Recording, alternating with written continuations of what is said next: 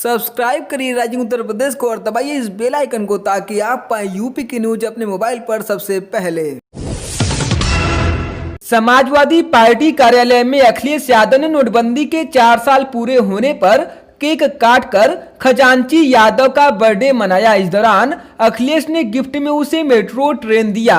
इसके अलावा अपनी पत्नी और अपने तरफ से 11 हजार रुपए भी दिए। आपको बता दें कि खजांची का जन्म नोटबंदी के दौरान बैंक में लगी लाइन के बीच हुआ था। इस दौरान अखिलेश यादव ने कहा कि भाजपा सरकार दिवाली नहीं मनाती है, लोगों का दिवाला निकालती है। नोटबंदी से सिर्फ भाजपा को एक फायदा हुआ कि वे 2017 का उत्तर प्रदेश चुनाव जीत गए। इस दौरान कांग्रेस की पूर्व सांसद कैसर जहां समेत सैकड़ों लोगों ने सपा की सदस्यता ली। इस दीपावली दिल्ली की तर्ज पर प्रदेश में राजधानी लखनऊ समेत 15 बड़े शहरों में पटाखों की बिक्री और प्रयोग पर प्रतिबंध लगाने की तैयारी है। देश के कई बड़े शहरों में वायु प्रदूषण के चलते नेशनल ग्रीन ट्रिब्यूनल यानी एनजीटी द्वारा पटाखों के इस्तेमाल पर प्रतिबंध के आदेश के बाद शासन स्तर पर इसे लेकर मंथन चल रहा है।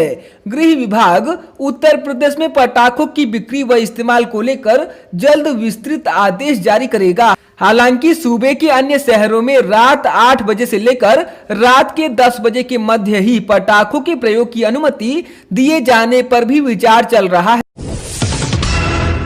पीएम मोदी ने वीडियो कॉन्फ्रेंस के माध्यम से वाराणसी में 614 करोड़ रुपए की 30 परियोजनाओं का उद्घाटन और शिलान्यास किया। इस कार्यक्रम को काशी में 6 जगहों पर लाइव दिखाया गया।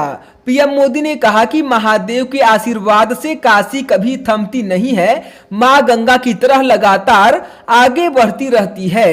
कोरोना के कठिन काल में भी काशी आगे बढ़ती रही। पीएम मोदी ने कहा कि काशी में घाटों की तस्वीर बदल रही है। गांव में रहने वाले लोगों को गांव की जमीन, गांव के घर का कानूनी अधिकार देने के लिए स्वामित्व योजना शुरू की गई है। गांव के घर मकान को लेकर जो विवाद होते थे, इस योजना से मिले प्रॉपर्टी कार्ड के बाद उसकी गुंजाइश नहीं रह जाएगी।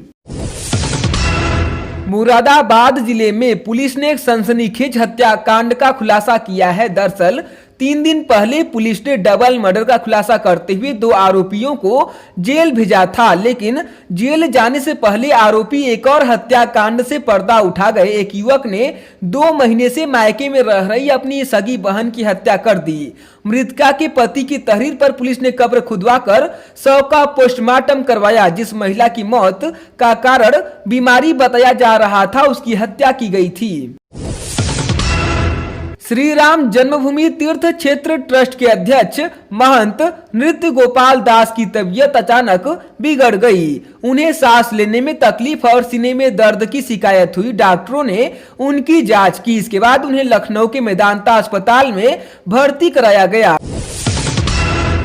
सुल्तानपुर में मजदूरी कर घर लौट रहे दलित युवक से जबरन पैसे छीन लिए गए।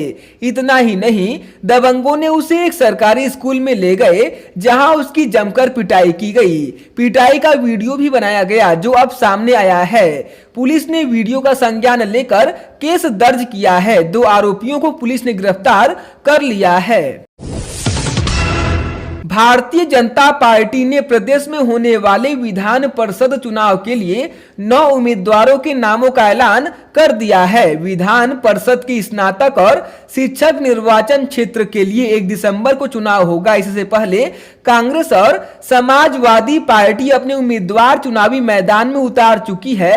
विधान परिषद के चुनाव की नामांकन प्रक्रिया 5 नवंबर से शुरू हो चुकी है। प्रदेश के अलावा भाजपा ने महाराष्ट्र में भी 4 उम्मीदवार उतारे हैं।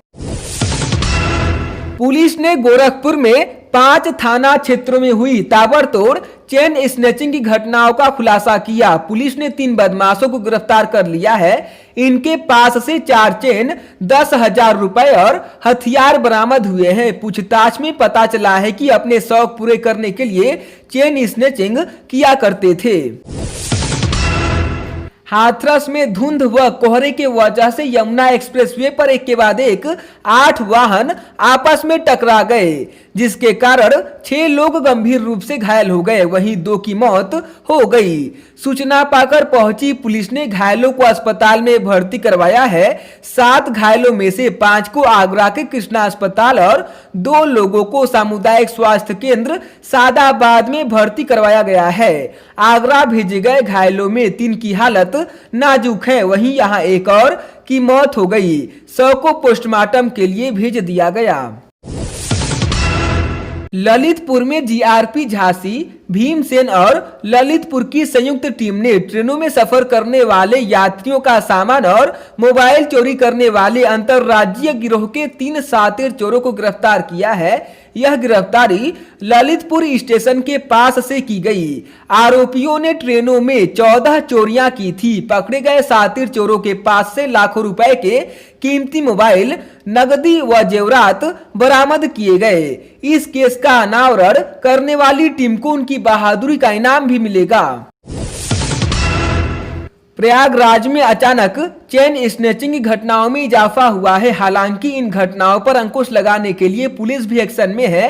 बीते 48 घंटे में चेन स्नैचर गैंग के 4 सदस्यों को मुठभेड़ के बाद पकड़ा गया। सिविल लाइन कोतवाली क्षेत्र में कंपनी बाग के पास एक महिला के साथ चेन स्नैचिंग की घटना हुई। इसकी सूचना पर तत्काल हरकत में आई पुलिस ने खुलदाबाद ओवरब्रिज पर बदमाशों को घेर लिया। बदमाशों को सरेंडर करने के लिए कहा गया तो एक ने फायरिंग शुरू कर दी। पुलिस ने जवाबी कार्रवाई की तो एक के पैर में गोली लगी और वह सड़क पर गिर गया। इसके बाद पुलिस ने उसके 2 अन्य साथियों को भी दबोच लिया।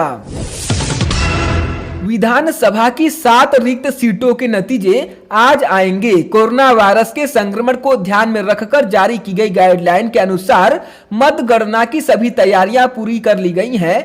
मतों की गिनती सुबह 8 बजे शुरू हो गई है। दोपहर बाद तक सभी नतीजे आ जाएंगे। परिवार संघ पानी की टंकी पर चढ़े हरदोई के अधिवक्ता विजय प्रताप सिंह आखिरकार करीब 60 घंटे बाद नीचे उतर आए। इससे पुलिस प्रशासन के अधिकारी और तमाम अधिवक्ताओं ने राहत की सांस ली। अधिवक्ता समेत 6 सदस्यों को सुरक्षित तरीके से नीचे उतारने के बाद एसडीएम और सीओ के साथ निजी वाहन से हरदोई भेज दिया गया। सुबह वकील विजय समेत अन्य ने अपने ऊपर पेट्रोल छिड़क लिया था। इससे खलबली मच गई थी, मगर बातचीत कर उन्हें मनाने की कोशिश जारी रही, जो शाम को रंग लाई। ससुर ने बहू और बेटों के खिलाफ लूट व जालसाजी करके संपत्ति हड़पने के आरोप में एफआईआर दर्ज कराई है, जबकि याची अपने पति से पहले ही तलाक ले चुकी है। विवेचना में सच्चाई पता चली तो पुलिस ने फाइनल रिपोर्ट लगा दी। इस बीच पीड़ित बहू ने इलाहाबाद हाईकोर्ट में याचिका दाखिल कर मुकदमा रद्द करने की गुहार लगाई है। कोर्ट ने आपराधिक मामले में फाइनल रिपोर्ट दाखिल होने के आधार पर याचिका को अर्थहीन करार देते हुए खारिज कर दी। याची के अधिवक्ता आशुतोष गुप्त के मुताबिक याची ने बागपत के तितरौंदा गांव के यशवेंद्र पाल से 2013 में शादी की थी। दोनों के बीच मनमुटाव होने की वजह से 2017 में आपसी सहमति से तलाक हो गया। इसके बाद 29 जून 2020 को ससुर अतर सिंह ने बेटे यशवेंद्र याची व छोटे बेटे पुष्पेंद्र पाल सिंह के खिलाफ प्राथमिकी दर्ज कराई थी। कानपुर के एटीएम हैकर गिरोह के मास्टरमाइंड मुकेश यादव के फोन की कॉल डिटेल में पुलिस को 23 संदिग्ध नंबर मिले हैं। ये नंबर अन्य हैकरों के होने की आशंका है। एसटीएफ अब उनकी तलाश में जुटी है। साथ ही आरोपित व उसके साथियों के पास बरामद हुए एटीएम कार्ड के असली मालिकों को भी मुकदमे में आरोपित बनाने की तैयारी है। पुणे पुलिस ने मुकेश को कोर्ट में पेश किया, जहां से उसे जेल भेज दिया गया। कानपुर के नरवल के करबिगवा निवासी मुकेश यादव ने अपने गांव के साथ ही संदीप कुमार, फतेहपुर के बिंदगी के करचलपुर गांव निवासी अरविंद और अशोक कुमार के साथ मिलकर पुणे महाराष्ट्र में सुनसान एटीएम देख रकम निकालने की कई वारदातों को अंजाम दिया था। संत नगर में गली में पटाखे, जलाने के वजह से मकान में आग लग गई। गनीमत रही कि आग लगने के समय घर में कोई मौजूद नहीं था। दमकल विभाग की 2 गाड़ियों ने बमुश्किल आग पर काबू पाया। आग में लाखों रुपए का सामान जलकर राख हो गया। लखनऊ के आलमबाग नटखेड़ा रोड पर 5 बदमाशों ने राज्य महिला आयोग की सदस्य के बेटे का मोबाइल लूटने का प्रयास किया। विरोध पर उसे जमकर पीटा और गला दबा दिया। शोर सुनकर जब तक आस पड़ोस के लोग दौड़े, बदमाश भाग निकले थे। इस दौरान मोबाइल वहां गिर गया। अज्ञात बदमाशों के खिलाफ रिपोर्ट दर्ज कर पुलिस उनकी तलाश कर रही है। फर्जी पते पर शस्त्र लाइसेंस के मामले में सदर विधायक मुख्तार अंसारी के पुलिस रिमांड के लिए विवेचक का आवेदन न्यायालय ने खारिज कर दिया। मुख्य न्यायिक मजिस्ट्रेट विनोद शर्मा की अदालत ने मुख्तार अंसारी से सत्र बरामदगी के लिए पुलिस हिरासत में देने के मामले में विवेचक ने आवेदन किया था। इस पर मुख्तार अंसारी के अधिवक्ता दरोगा सिंह ने तर्क दिया कि संबंधित शस्त्र लाइसेंस सदर विधायक के लेटर पैड का उपयोग कर शाह आलम के नाम से बनाया गया था। बिहार विधानसभा चुनाव का रिजल्ट आज आने वाला है। इसी बीच वाराणसी से अवैध शराब की बड़ी खेप पकड़ी गई है। वाराणसी भदोही बॉर्डर से पुलिस ने DCM ट्रक से 35 लाख की अवैध शराब जब्त की है। पुलिस ने शराब के साथ एक व्यक्ति को भी गिरफ्तार किया है। पराली जलाने की गंभीर समस्या से राष्ट्रीय स्तर पर जल्द निजात मिलने की उम्मीद जगी है। मुख्यमंत्री योगी आदित्यनाथ की पहल पर राष्ट्रीय स्तर पर नजीर बन सकती है। प्रदेश के 2 जिलों में करीब 5000 कुंटल पराली किसानों से जिला प्रशासन ने ले ली है।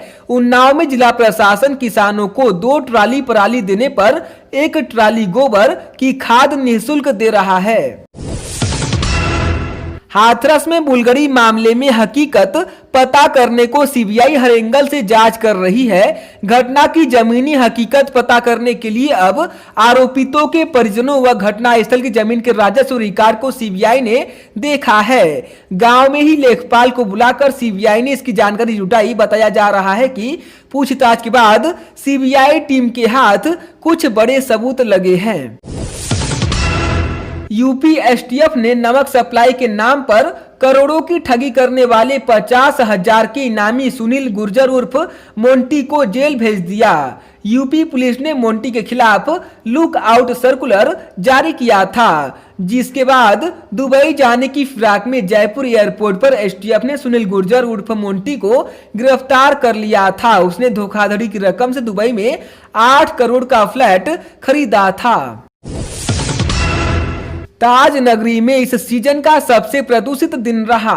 केंद्रीय प्रदूषण नियंत्रण बोर्ड द्वारा जारी सूची में आगरा का AQI 474 दर्ज किया गया, जो अब तक का सर्वाधिक है। आगरा देश के सबसे प्रदूषित शहरों की सूची में नंबर 1 पर था, लेकिन हरियाणा और NCR के शहरों में हवा ताज नगरी से ज्यादा जहरीली रही। शहर में ताजगंज, शाहगंज, ISBT और ईदगाह में सबसे जहरीली हवा रही।